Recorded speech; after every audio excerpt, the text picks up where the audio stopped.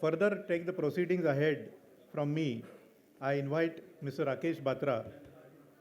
Rakesh Batra is Senior Partner, Industrial and Automotive at Amrop India Private Limited. Mr. Batra will be anchoring this session, and he's associated with e-mobility and startup ecosystem with Climate, a climate tech accelerator for early stage startups as a mentor and a strategic advisor. He'll anchor the session for the startup session now, and he will introduce the speaker who will be speaking next, Mr. Batra. Thank you, Manish. Please applaud loudly. I don't need the applause. Thank you, Manish. Good afternoon, everybody.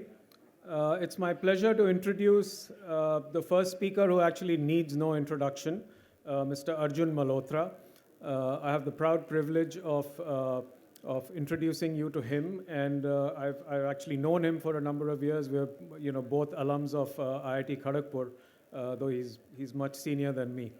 So Arjun will be, is been a startup, has founded startups much before the term startup was founded, and he knows all about startups. And today, he's going to share his perspectives with us. He's obviously on the chairman of a number of companies, on the board of a number of companies, is a philanthropist, and also on the board of governors of IIT Kharagpur and Indian School of Business and a few other institutions. Too long to go through all of them, but without much ado, may I request Arjun to please come up and share his views.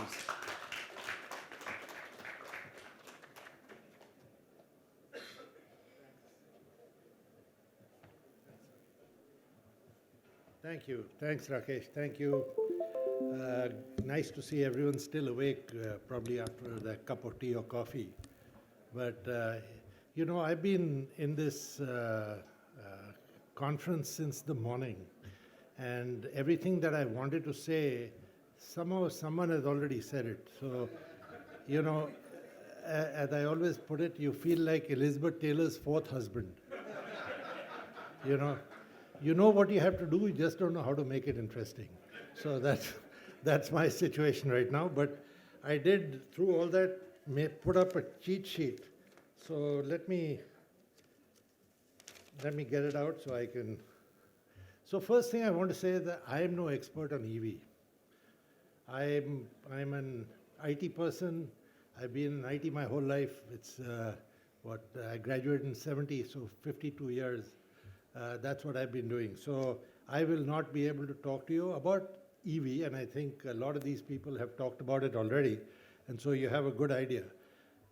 What I will do is try and share with you my dream of how the ET or EV industry should progress and what India should do on it. And basically, that dream comes from, it's just not a dream, but it comes from my experience with what we saw in IT and what I've seen in telecom.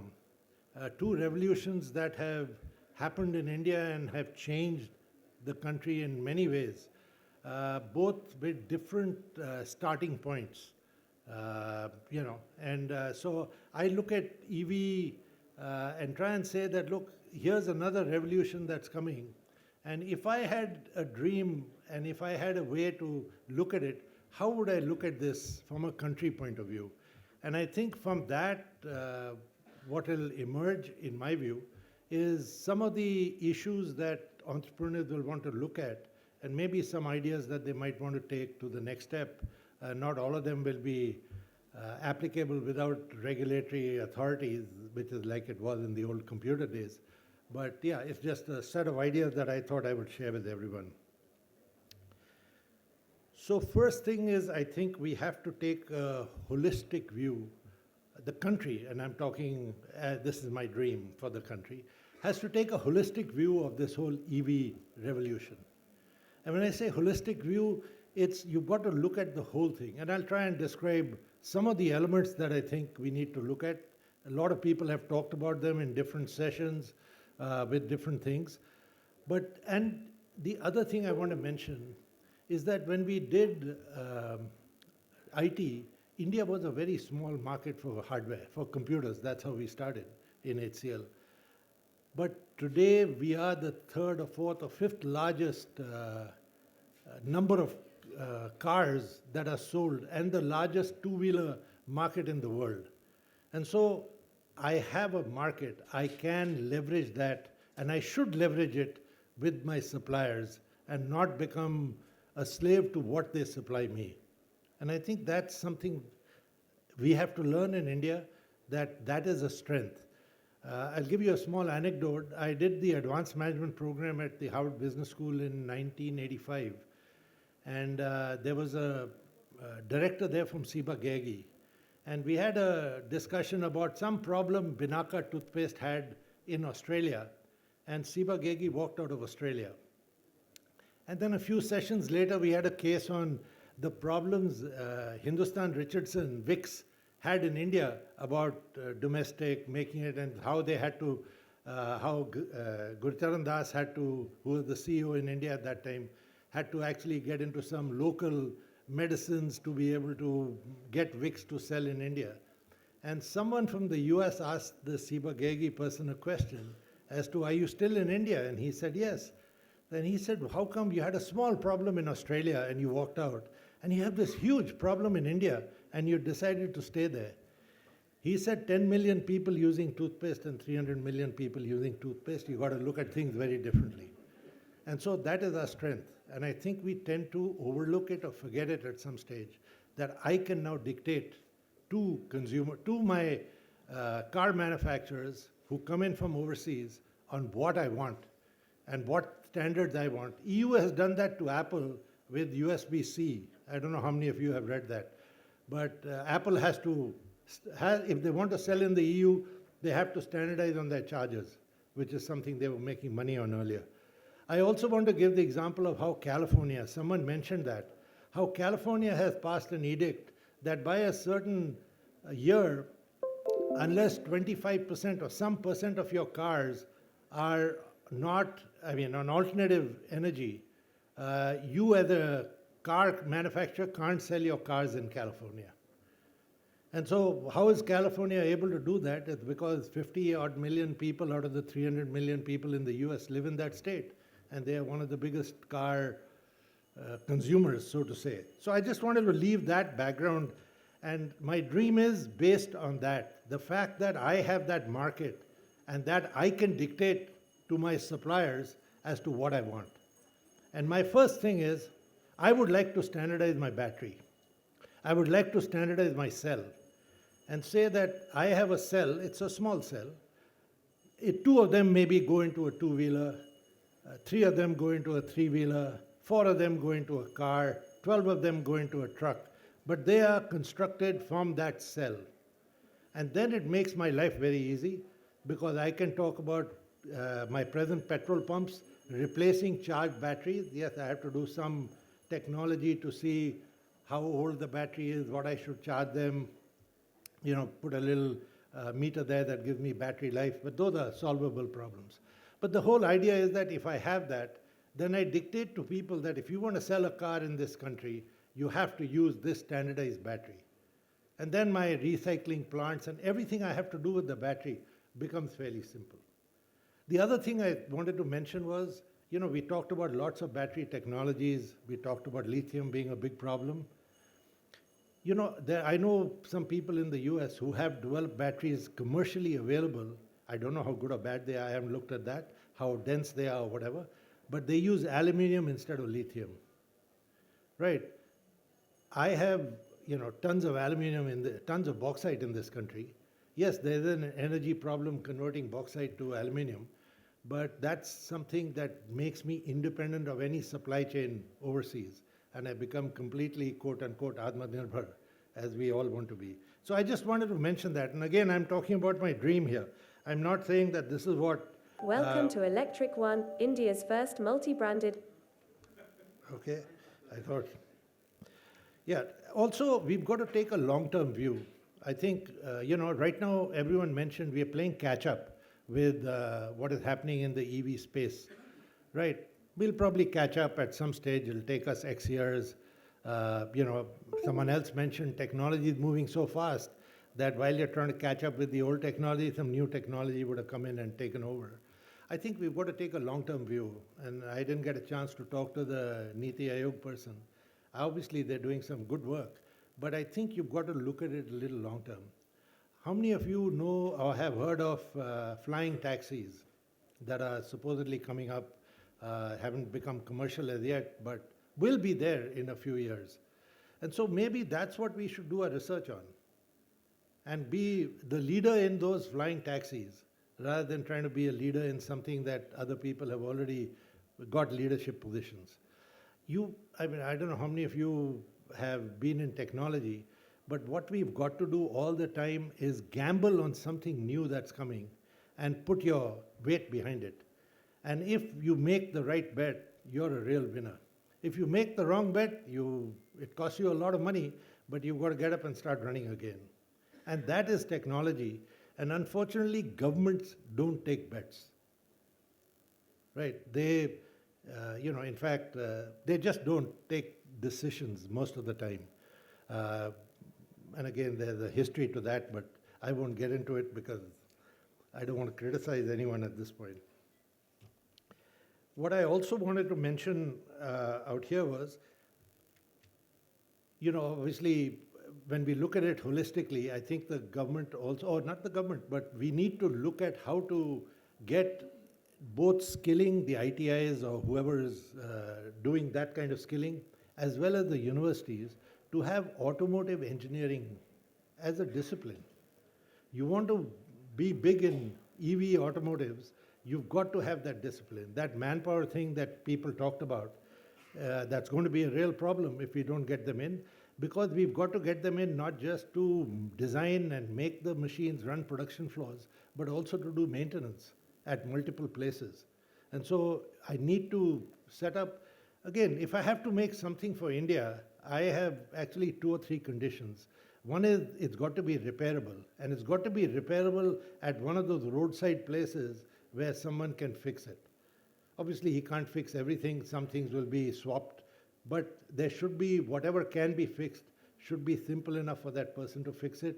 At a roadside dhaba, all our workshops today, you send your cars, they all go to these small shops that are on the side of the road where we work. That's our infrastructure, and that's what we've got to leverage. I think the second thing we've got to do is we've got to make things upgradable, right?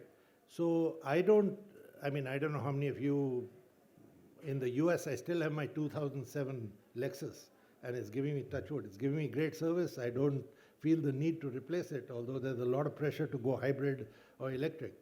But, typical Indian, I can't throw away something that's working. And so, I've had it, it'll last me, I hope, for a few more years. But in India, we need to make sure it's upgradable so that the cars, as someone mentioned again, there's no wear and tear other than the tires, which you change. There are no real moving parts here, except for a motor and the transmission and a few things. So why can't I add what makes the car go longer? I can have the car for 20 years, and what's wrong with that with these new cars coming in, unless, of course, I want the new design or whatever. So I think those 2 things, repairable, upgradable, and, obviously, the anxiety, you've got to take care of that, and it's happening. When I went to Europe last, I went to the BMW factory at Munich, and they were already talking of 600 miles. 600 miles, right? That's about 1,000 kilometers, right? I don't think anyone needs something that drives that long. In fact, if you look at the statistics, someone quoted the statistics in the morning that the average person drives, 40 miles or 40 kilometers a day. And so I think that's one of the things we need to look at. I think the other thing that we've got to look at is our power generation. Again, that came up very clearly. We need to find a way of generating enough power so that we can support all this going on. As I said, you've got to look at it holistically. I also think that if you want to address this problem, we already have a model that has worked. And I'm talking of the Aadhaar program that the government of India ran, which I believe is probably one of the most successful programs of its kind in the world, looking at the number of people who've got those Aadhaar cards. That model exists. And there are people from industry who are very competent who can actually come in and make something like that work. So all these missions, like the semiconductor mission they've got, the EV mission, I think should be run in that model. And you should get someone from, it's a PPP type thing. You should get someone from industry to come in and work on that. I don't know, I just think there is so much that can be done in this whole EV space. If I was 50 years younger, I'd probably get into this area. Or if I was in technology, if I was in biology, I would get into medicine, into biotech or something. But yeah, it's an amazing business. You've got to, there's just so many things you can do that are relevant to India. And I think if you look at our problems and not look at the problems that are there overseas with the same issues, you'll probably find much more relevant solutions. There used to be a word when I graduated called relevant technology. And that time you talked about developing a better bullock cart, and that was the way it was put out. I think the word was right, the example was wrong. Relevant technology is adapting what we know to our conditions here and making them work in our environment. And I think a lot of our people have done that fairly effectively. In fact, I don't know how many of you went around the exhibition out there. There's some very interesting companies doing some very interesting work, very cutting edge, some of them. And I think you'll find it really interesting. And today, unlike when we started HCL in '75, we were in a closed market. We didn't have global ambitions. That happened only much later. I think we went overseas in '98 or '99. But today, you don't have to look at just the domestic market. The entire world is actually your market if you've got the right kind of product at the right kind of price, with the right kind of quality. So I'll sort of end there. I don't know how much of it is helping entrepreneurs.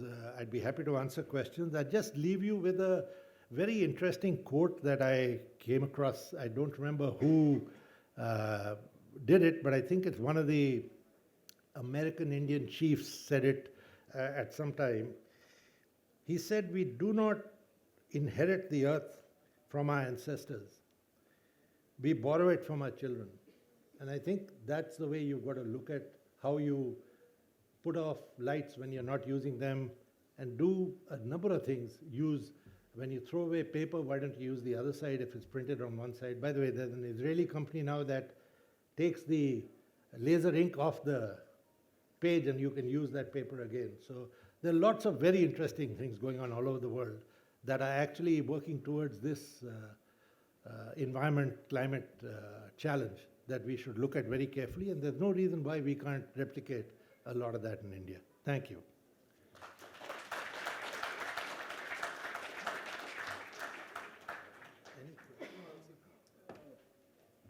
If there are any questions, we can take a couple. In that case, I'd like to request Mr. Vaibhav Dayal to please come up and hand over a memento to Arjun. Arjun, thank you very much for coming. While we're waiting for Vaibhav, a small tidbit. Arjun, of course, is a BC Roy gold medalist from IIT Kharagpur, but he was also on 5 IIT sports teams, if I remember right: basketball, cricket, soccer, tennis, and athletics. Not tennis? Okay. But 5 IIT teams, I remember that. Please give him a big hand.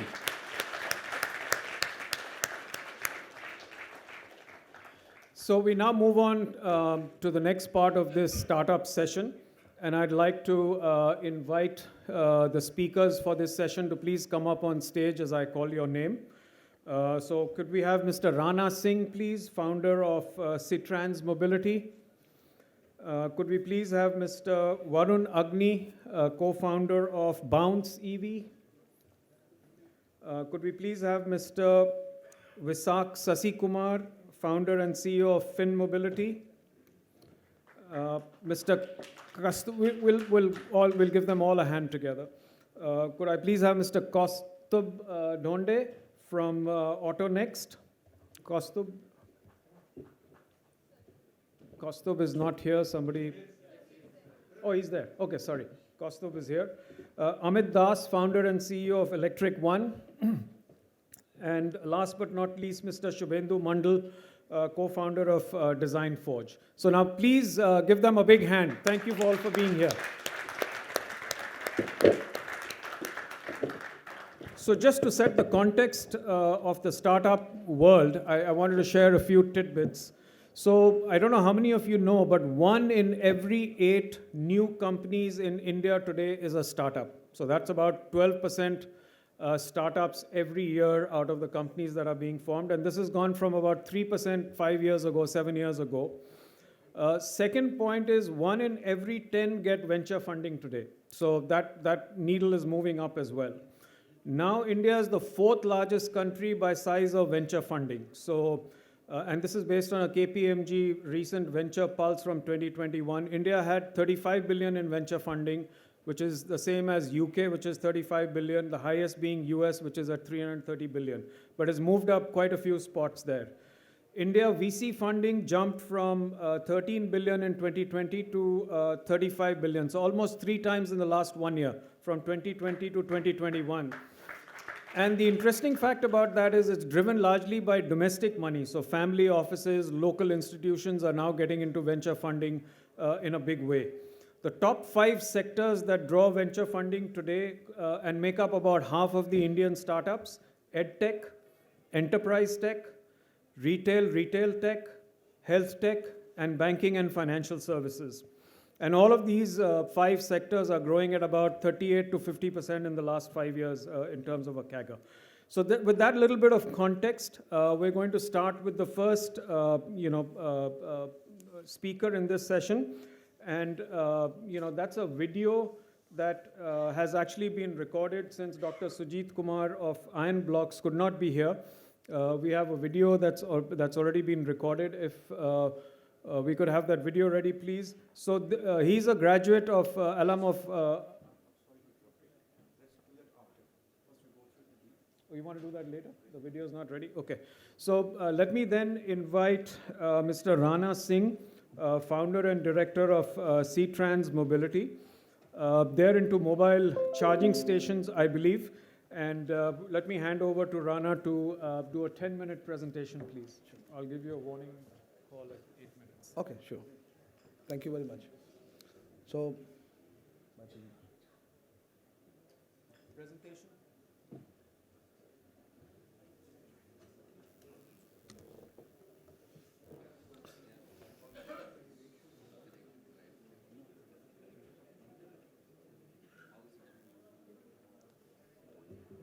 well, good afternoon, everyone. I know that we are running short of time, so I will try to be as fast and quick as possible.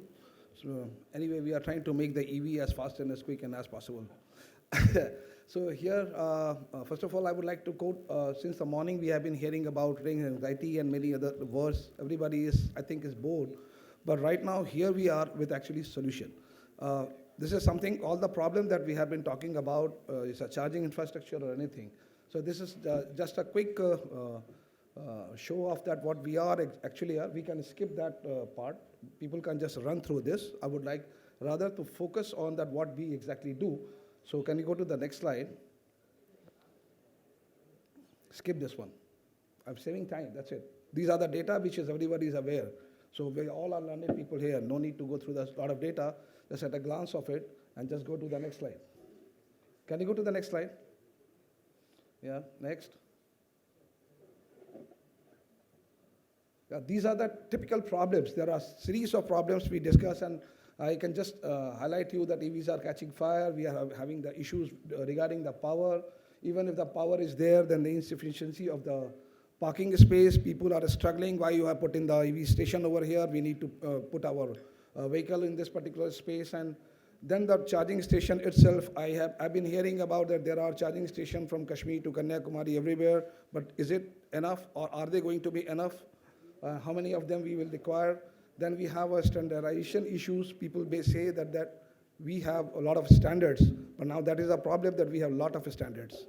Because if you go to Europe, people will talk about their own standard. Go to Japan, they will talk about their own standard. Come to India, we'll say bring in all the standards. Now that's a problem.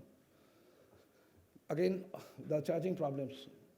Now this is something that we oftenly see, and these are the fancy pictures we know, and all the company are claiming about their range, that these are the best range vehicles.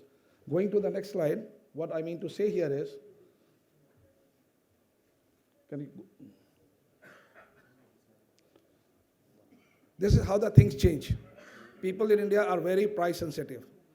They need everything within their pocket, however rich they are, but they need everything as cheap as possible and as fancy as possible. Till date, nowhere in the world it has been possible in case of electric vehicles. We do not manufacture any components, so it is not getting possible. So what happens that if you lower the range anxiety comes into the picture. If you higher the range, the price anxiety comes into the picture. So we have to overcome the situation. The same company will have both kind of a offering, but not essentially that will be satisfying to the people. Then we have the issue that it keeps on dropping every year. The range anxiety means just not that how much I run, the range anxiety also means that what will happen after 1 year or 2 years or in a different situation. Next slide, please. This is about US. You know, US is a developed country. They have so many stories about success of the Tesla and success of many other companies. But if you go by the data, you will find almost 66% of the people are not in a position to take a decision whether they can actually go for the electric car.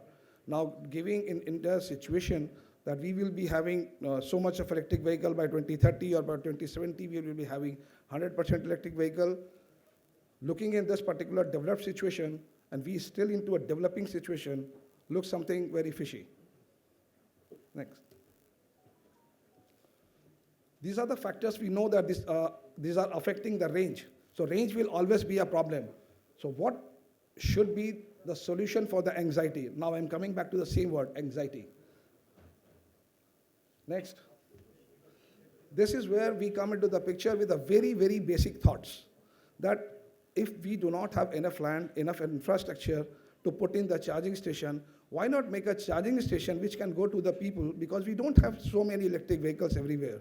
So our electric charging stations can go to the people, to their home, to their office, to any location, even on the highway when you are driving. And someone said, quoting about that, anybody asked Varghese Kurian that what do you think, and you have so many challenges. And he said, I never thought about the challenges.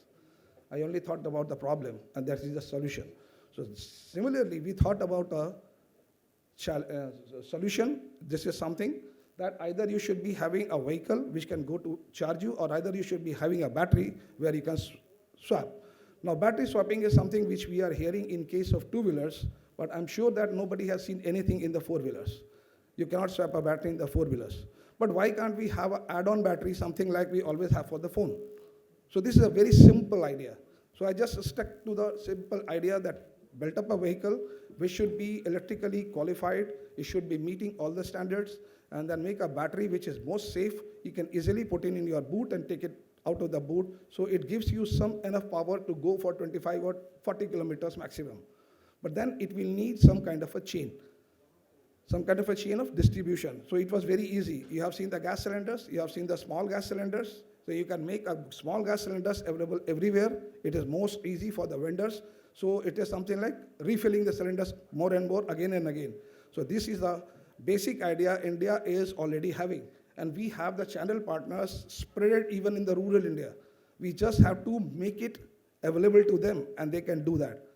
They are just putting it in, taking it out. And for the charging station, it is an app. For the battery also, we have an app. It's all app-based.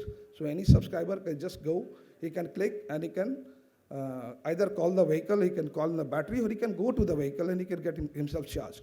Next slide, please.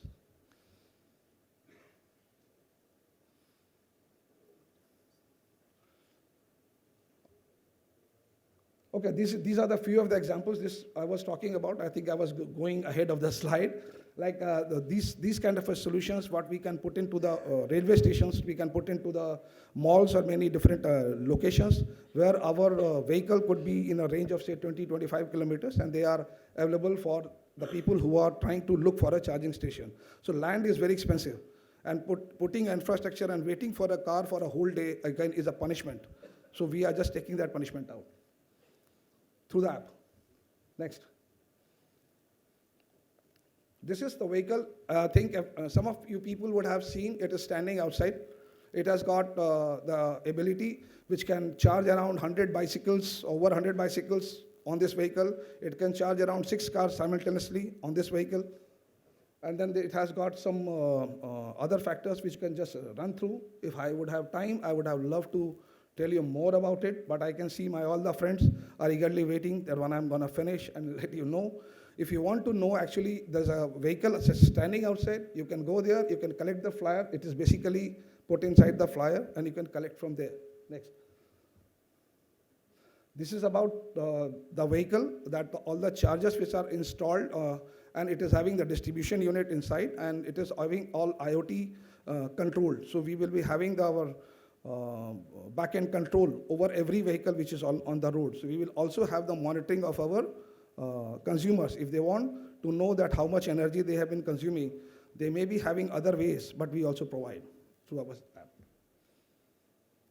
The vehicle is already ready to take any kind of electricity which is available. Means it is just not running on the alternative fuel, but it can take any kind of electricity coming from solar, coming from waste, coming from wind, or any other thing. Beside the charging, India needs other basic services in electrical, which are maintenance, like the basic workshops, diagnosis. Electric vehicle is not having any chain of workshop.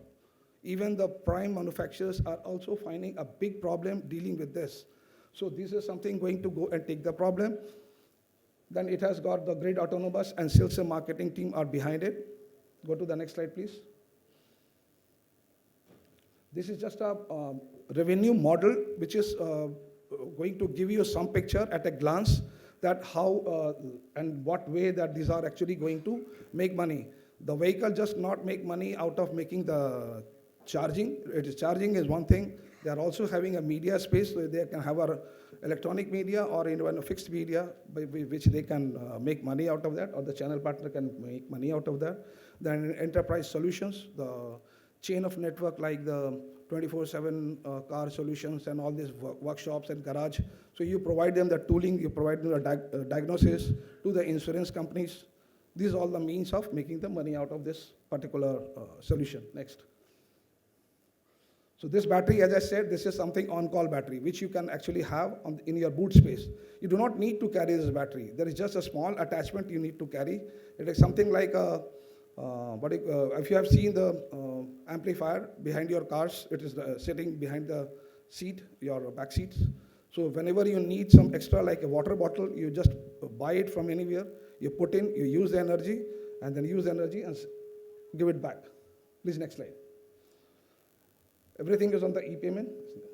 Everything is on the e-payment, so you just demand, you use battery as a fuel, and then it's all e-commerce. So these days it is something very essential feature. It is already incorporated. So the formula is very simple. Call us, use, and return. You don't have to own the battery. So we are actually taking care for all the battery. We are using such technology which are either based on lithium, and we are also using the sulfur batteries as well. Sodium batteries.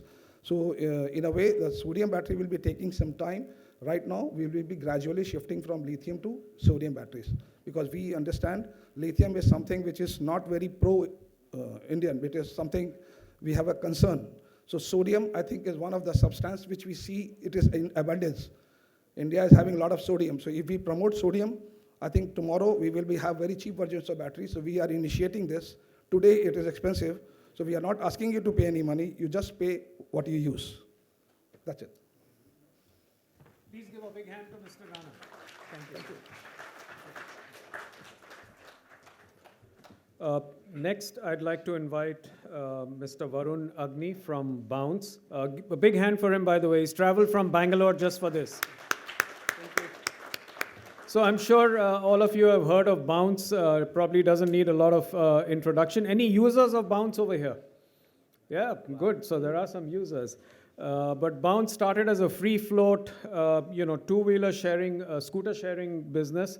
And now, of course, they're an EV manufacturer. So I'll pass it over to Varun to share his thoughts. Thank you very much. Thank you. Yeah. Hi, thanks for the opportunity for me to, just tell you a little bit about Bounce. What I want to start off with is a statistic that, India sells 20 million scooters every year, two-wheelers. And about 99% of them are petrol scooters, two-wheelers.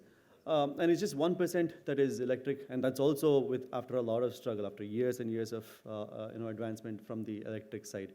What we have found when we've done a lot of user research is that there are 3 reasons contributing to this disparity. One is range anxiety. I think that's going to be a massive topic everywhere when you're discussing EVs. Second is the upfront cost. EVs have been traditionally more expensive than the gasoline counterparts. And then the trust. Because it's a new technology, people are not entirely certain as to what's going to happen, what the resale value is going to be, and then there is that apprehension for jumping into EV. And with Bounce, what we have tried to solve for both range anxiety and the upfront cost is by introducing battery swapping technology. What we've done is standardize the battery that goes into all the Bounce models. And also, it can be interchanged between different Bounce electric vehicles. We've also tied up with multiple OEMs who can use this battery as a platform for reducing their upfront cost. And it is also the same battery that goes into autos powering the commercial fleet in Jaipur. So the whole point is we can actually continue giving that range to the vehicles by doubling up the battery and assuring a longer range, 400 kilometers, 500 kilometers, or in case of two-wheelers, it's going to be like 130, 150 kilometers. But that's only going to increase the cost further. Today, the two-wheelers and even four-wheelers are being subsidized by the government, but that's just a kickstarter. It's not a ventilator. At some point, the subsidies will go away, and the only way to make EVs at par in terms of cost of both cost of acquisition and cost of running is by making batteries modular and swappable. What we can do, and again, I think there are statistics that indicate that the average utilization of a scooter is just 20 kilometers. But then we have scooters that have a range of 150, 170 in the market. It clearly is an overkill. I mean, there are people paying for that kind of capacity with upfront cost increase, but no clear utilization for it. What we can do instead is make the battery smaller and make the barrier to entry lower, and have the swapping infrastructure to take away the range anxiety. So in Bangalore, we have set up swapping stations every kilometer radius. So wherever you are, you will never be far away from a swapping station from Bounce. And that gives people the confidence that they can run the electric vehicle the way they want it and wherever they want it, and completely forget about the apprehensions of charging, worrying about how long the charge will last, how far their electric vehicle will take them. And it's also some of the pre-requirements for a lot of people, because electric vehicles need infrastructure for you to charge at home if it were the charging kind. And a lot of people in India don't have that infrastructure in their homes.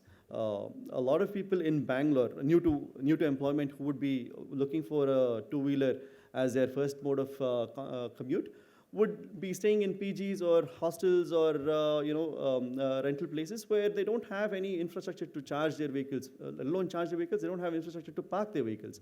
They park it on the streets, and then they walk up to their hostels or PGs. And the only solution for them is to have a portable battery that they can take to their room and charge, or having a swapping station nearby where they can swap the battery out. And this is what we are really, aiming for. If we want to make EV mainstream, we have to really open it up to the absolute general public. It should not be an option for the privileged. It should be something that everybody can take advantage of, and that's what the Bounce, Bounce has in its motto to make. We've been working on dockless mobility in India for a while, and our entire vision has been to democratize commute. And Bounce Infinity is just another arena for us to do the same. And then the trust factor is again something that is important for people to take that EV leap, and that comes from apprehensions about what happens to their scooter when, let's say, the battery dies in the future. What is going to be the cost? And then what happens when they want to sell the vehicle? How are they going to determine the value and things like that? And Bounce's answer is, you never buy a battery. You just subscribe to the service of battery as a service, and then you just keep on using it whenever you want, and you just pay a monthly subscription and pay per swap, and never worry about how to replace or what happens to the battery, the warranty, nothing. And this has been a very revolutionary offering. We are the only ones doing the swapping, and we've really seen a lot of people appreciate this. And because these batteries are connected to our backend through IoT systems, we have data about how the vehicle has been used, how the battery has been charged or discharged, or what it's been put through, the environmental conditions it's gone through. And that data really helps in determining the value or the terminal value of the vehicle in the battery.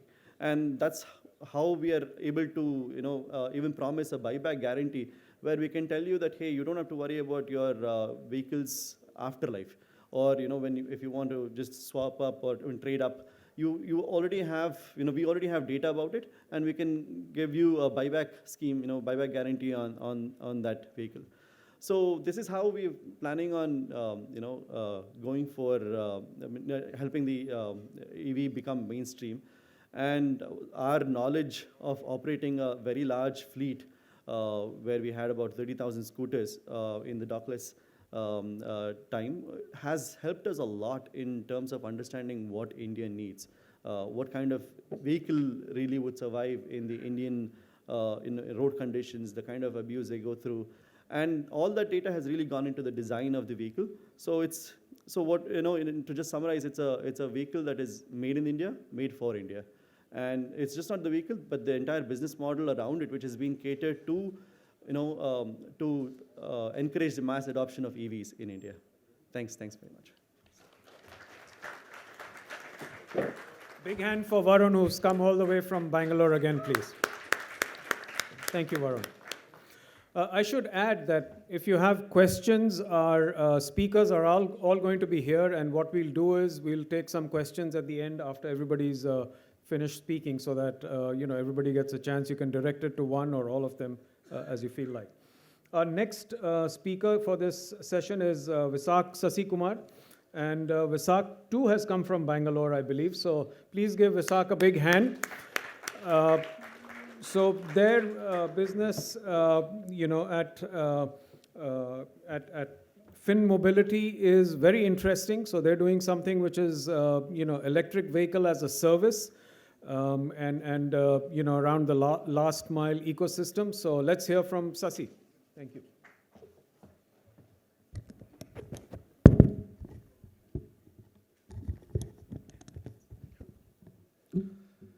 Hi, good evening, everyone. I hope everyone here is fine. That's fine. It's not Fin. Okay, so it's called fine. So we are trying to redefine the entire EV logistics ecosystem. We'll let you know how we are trying to do that in a small scale, scaling up to a bigger one. Can you change the slide? So just a quick review on what's happening exactly in EV logistics, especially in last mile. So we have seen a lot of demand coming in last mile logistics. But over the years, so I would also like to give a brief background about what we are, right? So we were actually a EV manufacturer. So I think it's the reverse of what Bounce has come through. So we were EV manufacturer first, and then we have moved to a service play. So we understood building EVs right from scratch. 7 years we spent on building electric three-wheelers and two-wheelers in B2B space. Then we figured out that in the EV as a service ecosystem, there is something which is broken, which we need to make it fine. That's why the Pibeam Electric, the company name itself, was changed to Fine. So we did a rebranding and then moved to EV as a service ecosystem. We figured out that to deploy a EV properly into a service, we need three things. One is product. Second one is how the product is financed. And the third one is how do we maintain and service these vehicles. So most of the service players were looking at doing the end service because demand is so huge that they can't execute it properly because a lot of demand and lesser resources.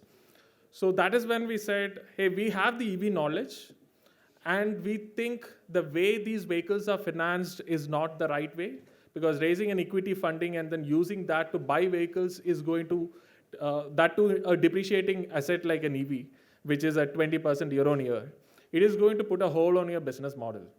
So we said that's not the right way. And the third one is, if you have a large fleet of, say, 1 lakh vehicles doing service, and if you don't know the product well, you will end up in a problem at some point of time.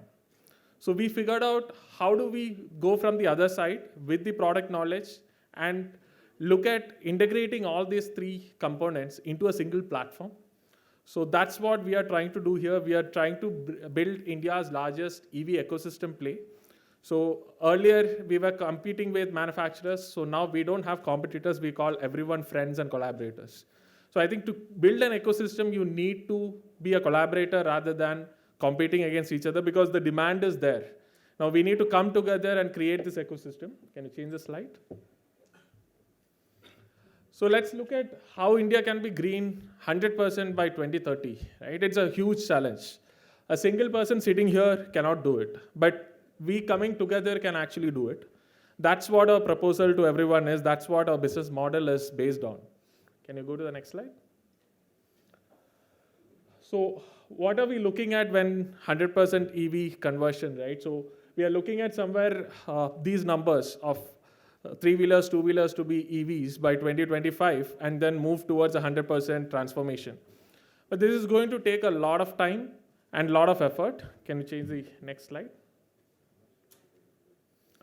So we looked at where this demand is going to be, and this is where we cater to, right from FMCG, pharma to corporates and quick commerce. So every industry is growing at a faster rate, and we are providing them with the end-to-end logistics solutions through an end-to-end platform, end-to-end logistics platform. Can you go to the next slide? So we want to do this very sustainably without putting a lot of vehicles on the ground. So that is one thing that philosophically we believe in, that it's not about number of vehicles on the ground, it's more about utilization. So utilization is the key. How do we utilize each vehicle to a 20-hour cycle without putting a lot of problems on the ground, right? So the vehicles should not break down. And these vehicles should have the fast charging capability, or as Varun was mentioning about swapping. So we are in for everything else to make sure that the vehicle runs for 20 hours. Right? So that is where we are trying to be the game changers. We are trying to bring a complete shift on how people are thinking about EV adoption. We say it need not be by increasing the number of vehicles, it can be by increasing the utilization of EVs. So instead of putting 2 vehicles, put 1 vehicle and run for 20 hours. That's what we are looking at. Can you change the slide? You ask us how we do it. So first thing is we have product manufacturers, we have, say, charging partners, we have financiers, we have drivers who drive these EVs for last mile deliveries. We have a lot of stakeholders. So first thing we do is we build a platform where everyone can come together. All stakeholders sit in the same platform so that unnecessary conversations which loses energy can be redirected and then converted into a single platform. So from the moment a large company like Amazon wants to deploy 1,000 vehicles to the point of deployment, we take it through the platform in a streamlined way. It will come to them as how you get a courier delivered through Blue Dart. Right? So it's as simple as that. All stakeholders are there. We ensure that these people have data transparency between them so that we can take decisions quickly and deploy the vehicles faster. And then we also ensure that these people are given the data, right kind of data, which each stakeholder requires, so that later this data can be used to improve the efficiency of our fleets as well as their last mile deliveries. Right? So what we try to do here is vertically integrate the entire ecosystem by bringing in our own products or partner products which we qualify as a good product that should go into the fleet, so that lesser downtime.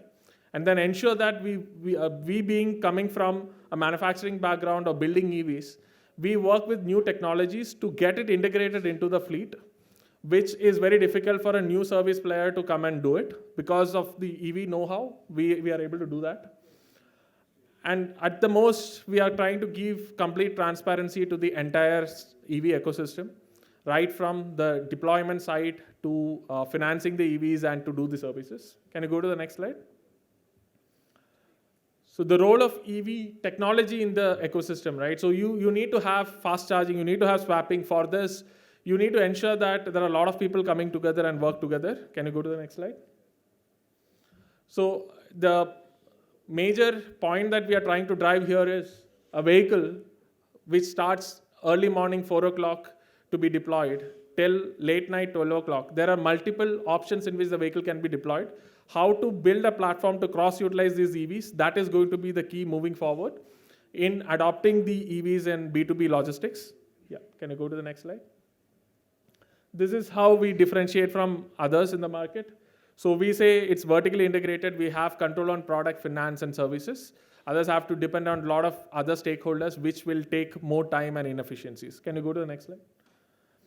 So our experience so far, we have got all the stakeholders coming together and saying that we are there in the platform.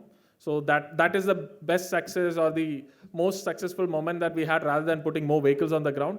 We have been able to align all the stakeholders together into the platform. Thank you. Next. Yeah, so charging and infra, that is going to be the backbone of EVs. So those are also our critical partners. Can you go to the next slide? So we work with all of these players. So they're our partners, and they basically help to create this ecosystem. So we actually invite every one of you to come to the platform and join us for the ride forward. Thank you. Big hand for Mr. Visak. Sasi Kumar, please, from Bangalore, from Fine Logistics. Fine Mobility, sorry. That was a fine presentation. Thank you, Visak. So next, we have Kaustubh Dhonde, and a small story. Kaustubh and I actually met about 5 years ago, I think, maybe about 4 years ago, when he was just starting off AutoNext. Actually, I think you were already developing a prototype at that time.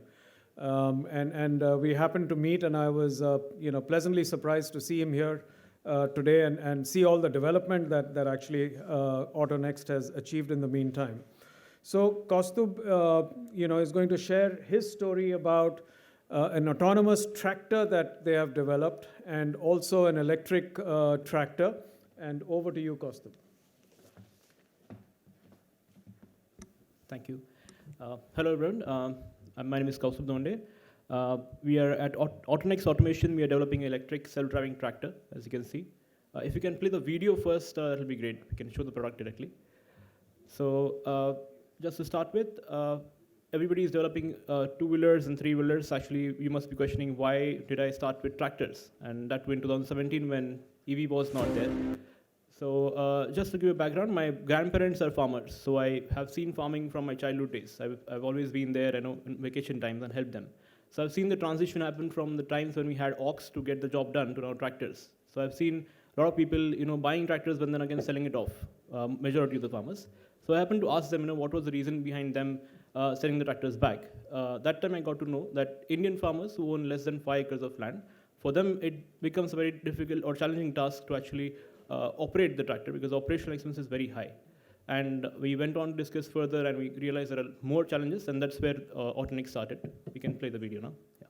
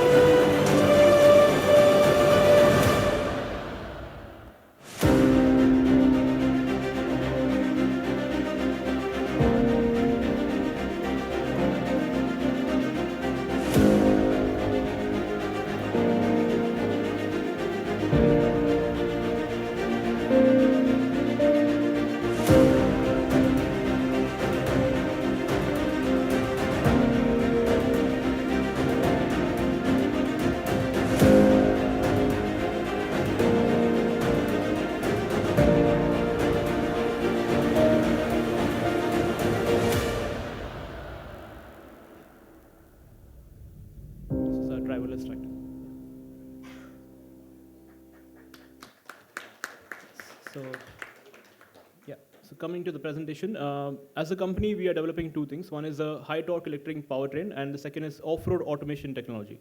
Both first we are using on tractor, and going forward we might use for mining trucks or any other off-road vehicle. So yeah.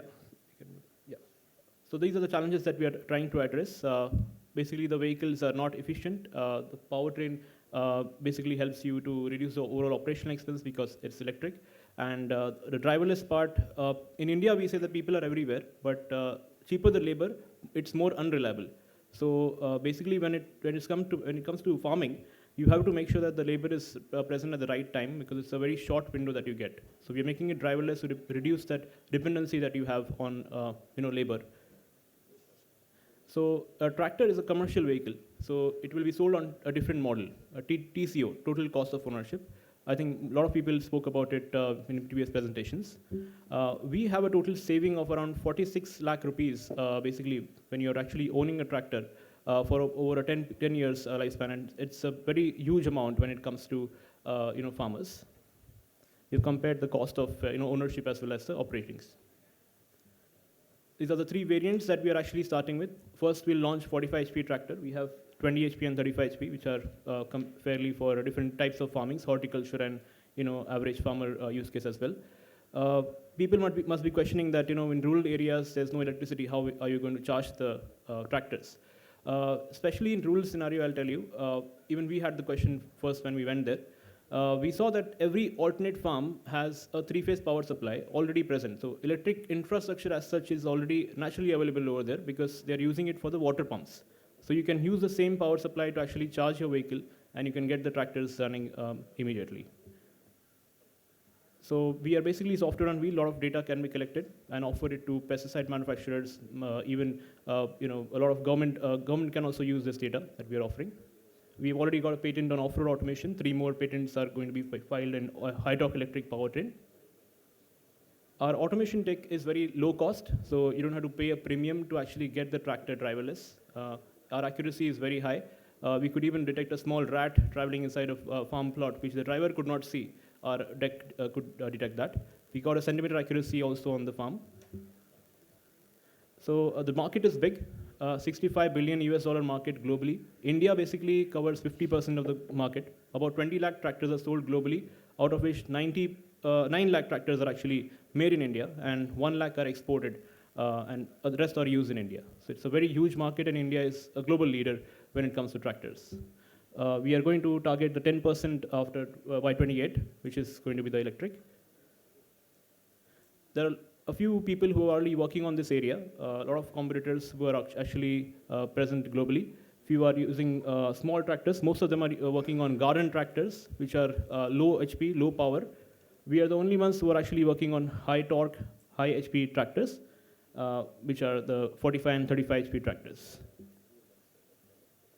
Apart from agriculture, the tractors are used in a very large number, and about 40% of tractors that are manufactured are used in these areas. You can see transportation, construction activities. You must have seen tractors being used on airports to actually carry luggage from one place to another. So we're also targeting that. Yeah, this is our plan. I'll just skip to the part. So contract manufacturing is the plan to go ahead. We want to be asset light to make sure that the product reaches the market as soon as possible without us having to worry about all the manufacturing. We have battery swapping option as well. Maybe Fine or some companies like that can actually be our clients to help reach the tractor to the market. So this is a funding round. We are already raised a pre-seed round through Mr. Chetan Maini is also on board as one of our investors. Yeah, this is a team, the core team. We have won multiple startup awards in agri-tech space. We've got Lamborghini family to actually license the name Lamborghini. We've got an LOI from them to actually license the name of Lamborghini to the tractors once we start production going forward. It will be useful for us in Europe and other parts of the world as a limited edition product. Yes, thank you. Thank you so much. Yeah. Big hand for Kaustubh from all the way from Thane. I can tell you when I met him 5 years ago, talk about autonomous tractors, self-driving tractors was way ahead of its time. We were in India still, caught in the noise of how many two-wheelers, what percentage penetration in cars, two-wheelers, etc., etc. And it's befitting that India, being the largest tractor market in the world, has one of our own that is developing electric and self-driving tractors. So thank you, Kaustubh. Next, we have Amit Das, who's the founder of Electric One. Electric One is a retailer and an EV superstore chain with a very large retail presence across 18 states and 70 cities and 100 plus stores. So let me hand it over to Mr. Amit to share his journey with us. Thank you. So can we play the video first? Yeah. Yeah.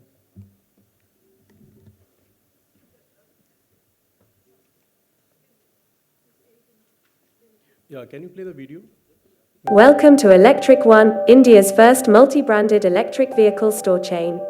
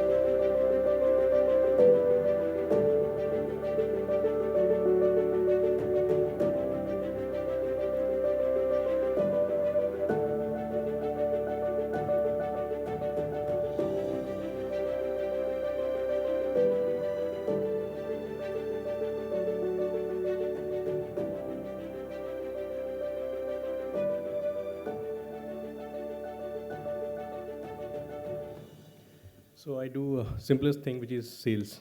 So I don't have complex solutions to show you.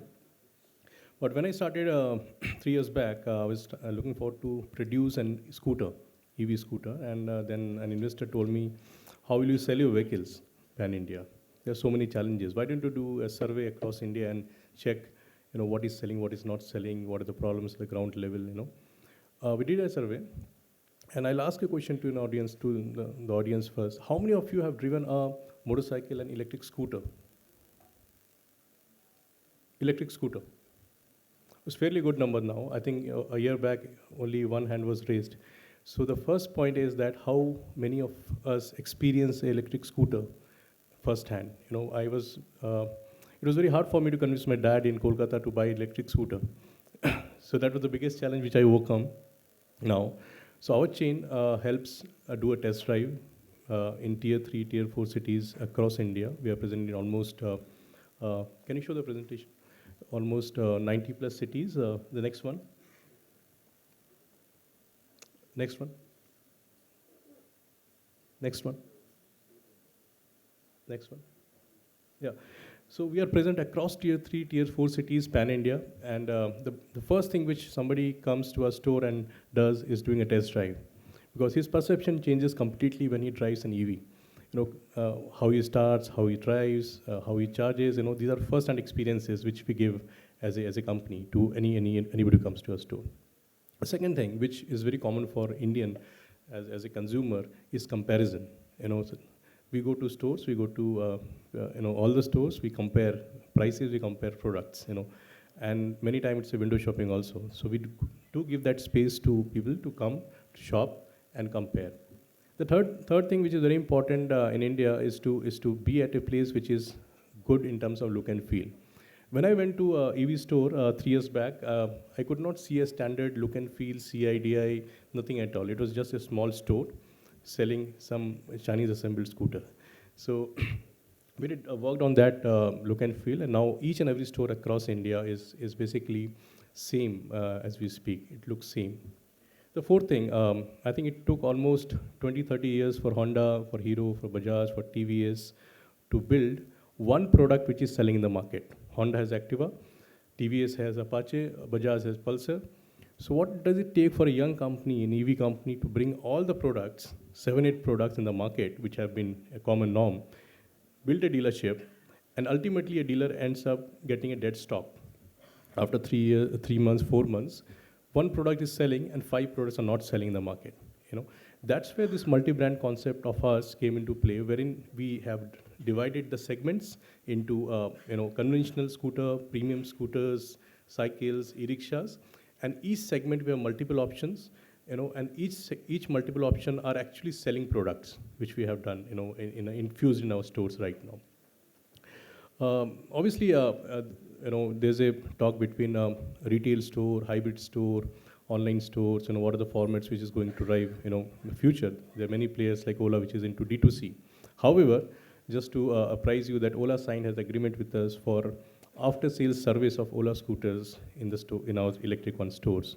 That means they have sold 20,000 scooters in Ladakh and in maybe Kashmir and other places, but the acquisition cost of servicing those vehicles are very high. That's where stores like us, wherein we have ready-made service stations in-house built. Each and every store takes care of servicing the vehicle. Very important parameter right now, which I think Varun also mentioned, that the penetration of EV is hardly 1%. And this 1% is not because of range anxiety or other anxieties, but it's because of stability of the stores, stability of the operations, stability of the servicing, which is there on the ground. And we can go to next slides. So these are few stores of Electric One. We are present in places like Tirupur and Noida and Sikar and other places which are spread across the country. Next slide. We can change the slides. These are few stores in places like Jahanabad. I come to know many places now because these are new places which I was never heard of before. There are different formats, big, small, according to the pockets. We have 4 founders in the company. We can change the slides. Yeah, we can change the slides. So we, as a company, Electric One, offers multi-brand option. We have an attractive ROI for a dealer. A dealer is somebody who is working in tier 3, tier 4 cities, and he don't have to come to a tier 1 city to earn his livelihood now. He's earning from there, in his small town, and he's making his money. So we give an attractive ROI for a dealer by giving him an ease of business, and an intent to serve by providing him spare parts and consumers a good service. Obviously, after-sales support is something which we are promoting a lot, and consumer experience in terms of testing, in terms of making them understand what to buy, and a dealer what to sell is something which we are focusing on. And obviously, we have positioned ourselves as one of the pioneers in this field. We are 103 stores and looking forward to scale to 300 stores next year. Next slide. There are a few segments. We work with in e-cycle segment, we work in e-scooter segments, we work in three-wheeler segment. Three-wheelers segment, I think mostly in the B2B space right now, but I think e-scooters are the popular segment for us. Next slide. These are few areas where we want to foray. We want to get into our own scooter now in terms of white label product. We are talking to a few international companies and bring them to India to strike a JV and bring strong products in the market. Battery replacement is going to be a big play next year, wherein there are 9 lakhs vehicles which have been sold this year, and almost 30-40% will be looking to exchange the batteries. And the first-hand experience or first-hand point for them to change battery will be Electric One stores wherever we are sold. So we will empower these stores with replacement of batteries for the drivers. Obviously, charging ecosystem and other play and we want to collaborate with more players. So that's where we are, and thank you for your time, and looking forward to great days ahead. Thank you. Big hand for Mr. Amit Das, please. Thank you. Our last speaker for this session is Mr. Shubhendu Mandal, who is the co-founder of Design Forge. And he will share his story with us. Interesting, as a startup, how many times they've had to pivot, starting as a B2B design company, and then pivoting into medical products, and then now into smart microgrid and green mobility solutions. So over to you, Shubhendu. Please, a big hand for him. Thank you.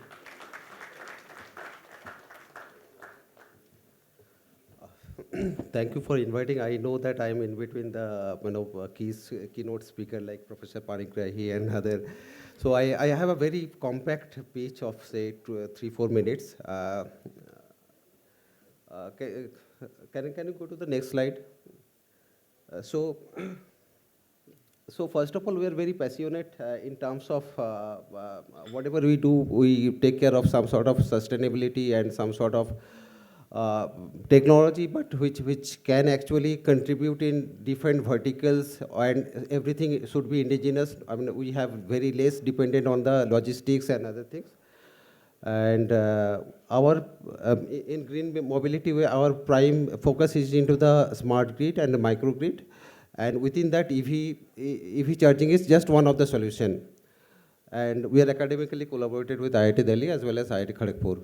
So this is our background, but I should also tell you that other than this, we also work in the indigenous base stations, in the indigenous cellular network systems, and we have our own indigenous lightweight LTE base stations. We are also working in the 5G, and we have a plan to pre-launch it in the Barcelona in coming WMC 2023. Next slide, please. So how we are green? First of all, if we need actually a lot of infrastructural change. So one of the way to decrease or minimize that thing is to use a lot of software-driven things. So that is the smart grid or the microgrid concept. And we are also integrating the solar power into the EV charging system. We have a counter herein where we can demonstrate that how the solar power can be charged, can charge the EV two-wheeler. We're also collaborated with several other companies, like we are collaborated with Retrans here with Mr. Rana, whom will be providing the power solutions, and they will be providing the rest of the infrastructure. So these are some of our some of our products. So this is for the single usage, this is for the commercial usage, and in the next slide I will show you, this is for a, go to the next slide. So this is a breakup kind of thing. So suppose if you have breakup kind of thing, then you can actually get it charged for the timing. So this is, the concept is more or less similar to the battery swap, but it is not swapping, it is actually charging your vehicle. So there is no swapping concept, and here we have a gun, plus you can, if you have an onboard charger, you can use that thing in that socket also.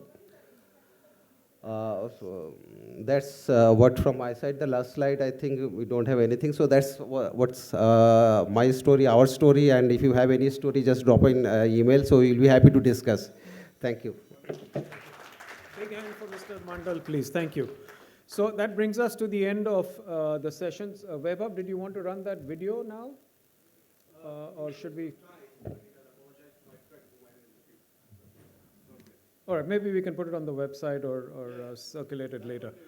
So we were going to play that video earlier, but we will now distribute that separately. So I'd like to thank all the panelists here, for the speakers and the panelists here for their sharing their stories.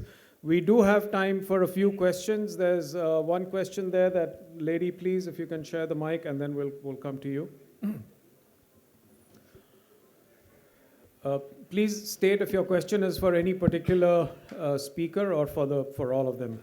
Yeah, hi, I'm Sumati from the International Council on Clean Transportation. So my question is addressed to the gentleman from Bounce, and particularly towards your battery swapping business segment. So battery swapping is essentially a very capital-intensive business. So if you could just shed some light on, the economics of it or the profitability dynamics. And the second question would be, what are the few very big challenges in the battery swapping business? And how would you like the government to support you so that you can scale up the battery swapping business? Sure, and if you can request one question at a time, please. We have others that need to ask questions, so Varun, please. You can come here. Yeah. So yes, the battery swapping infrastructure, setting it up is fairly capital intensive. But general rule of thumb is that we would need 30% more batteries than the vehicles that we have sold to run a efficient network. And although it is capital intensive, we are looking at utilization where people swap almost on a daily basis or once in 2 days. And that would be enough to keep the generating revenues to keep the network going. So the pricing that we have is you pay 55,000 rupees upfront for the scooter, and then it's 1,000 rupees per month where you get 10 swaps free. And this is a break-even pricing where we don't make any loss at all, including the cost of capital of the float battery and the battery that you would be running on your scooter. So it does make sense. Of course, it can get better if government were to subsidize this further. There are, the government is hinting towards a scheme where they would incentivize battery swapping. They have not really released any particular details of it, but there has been indication that there will be some incentivization for this. And I truly believe that battery swapping is the way to go for making two-wheelers, EV two-wheelers mainstream. And I'm very glad that government also sees this as a way forward and has a scheme in place. And I'm sure we'll hear about it pretty soon. Thank you. Next question over here, please. I'm coming to you. Good evening. I am Puneet. I am from E-Oxygen. We are giving services to last mile connectivity. Now my question is straight to all of you who are selling these good vehicles into India with range, cost, quality, all that anxiety which we have covered. But I don't know how you people or companies are controlling after sale services. If anyone is interested to go for authorized service station, as if in the conventional is there, none of the companies are interested. They say, okay, you take our dealership and everything will be done at our dealer point. Now the question is, if there is a problem in the motor, say winding, say battery, not hall sensors. Okay, hall sensors can be changed at any moment of time, but when it comes to winding or magnets, then there is a problem. वो engineers देखेंगे वो होगी, etc. Same is with the controller. When there is a problem with the MOSFETs, because MOSFETs are not produced right now properly. So how you people are controlling this after sales services as you all are there into last mile connectivity? So, which one of you would like to? Anyone we'll take or one rather answer. all Yes, of them, Mr. sir. Rana, please. Well, the question is from the automotive manufacturers, but I think if you have gone through my presentation, this is one of the area that actually I am dealing with, which is the services. I talked about diagnosis, because we are having a vehicle. Right now, we cannot have a super infrastructure all across the country which is supporting every manufacturer. And you know, after COVID has not only given coronavirus, but it has also given around 1,200 or maybe more manufacturers to India. So all of people are having so many motors, all of people are having so many of nice designs and products. But then universal problem, as you said, so this needs to be answered. So one can download our app and they can come back to us. We are gonna provide. We are not started yet, but that is already into the agenda. We are going to take their call and we are going to provide the services. Our capability and one of our very senior member alumni, Mr. Kannan, I think most of the people know over here, his expertise is in the motor. So we are dealing with the motor, we are dealing with the charger, we are dealing with all the kind of services. And very soon we will be setting up the people, training them into the services. Our vehicle will be having the diagnosis and all the necessary equipments, what any roadside dealer even can deal up with. Then we can go to these all people who can connect with our vehicle and this is something what we can do. Right. There are more that government may be doing, they also may be doing. This is only from our side that we are able to do. Thank you, Mr. Rana. I'm sorry. Sir, just connectivity. I'm sorry, no. Behind there, please. You can meet them outside. They're all going to be here, so I'm sure there'll be opportunities to network. Please, if you can make the question brief, and this is the last question that we can have in the interest of time.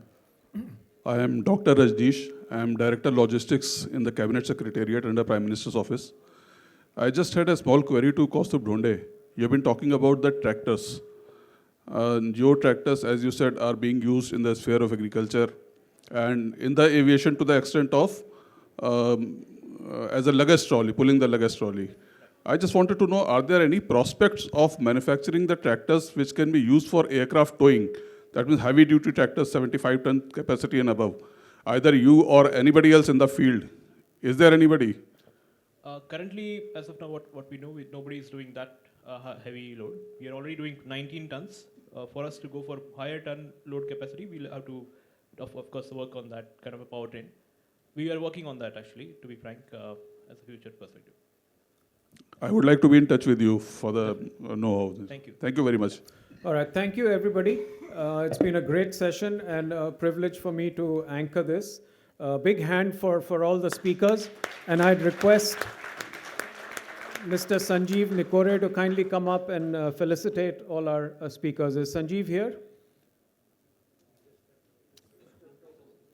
stepped out. Can I request Dr. I.V. Rao to please come up and facilitate our speakers? Please, Dr. I.V. Rao.